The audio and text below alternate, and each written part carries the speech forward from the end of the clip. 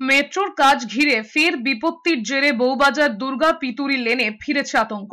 মেট্রোর পক্ষ থেকে সতর্কতার সঙ্গে দুর্গা পিতুরি লেনের 11টি বাড়ি খালি করা হয়েছে। 52 আবাসিককে হোটেলে স্থানান্তর করা হয়েছে। বারবার ঘরে ফেরা, আবারও ঘর ছেড়ে যাওয়া নিয়ে দুর্গা পিতুরি লেনের বাসিন্দাদের মধ্যে বাড়ছে ক্ষোভ। কলকাতা পুলিশের সেন্ট্রাল ডিভিশনের তরফে জানানো হয়েছে 52 জন বাসিন্দাকে অন্যত্র সরানো হয়েছে। 48 ঘন্টা পরিস্থিতি পর্যবেক্ষণ করা হবে, তারপর ফিরিয়ে নিয়ে আসা হবে বাসিন্দাদের। ওয়াটার লিকেজের কারণেই ফের আতঙ্ক দেখা দিয়েছে বলে জানা গিয়েছে। 2019 থেকে 2024 সাল পর্যন্ত গত 5 বছরে বারবার এই বউবাজার সংলগ্ন দুর্গা পিতুরি লেনে মেট্রোর কাজ নিয়ে নানা বিপত্তির সৃষ্টি হয়েছে।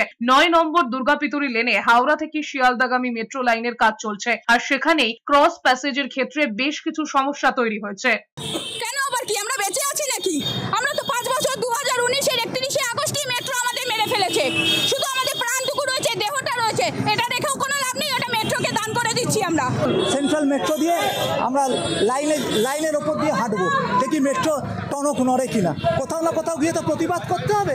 এখন এই প্রতিবাদে এই রাস্তাটা এখন আমরা নিয়েছি।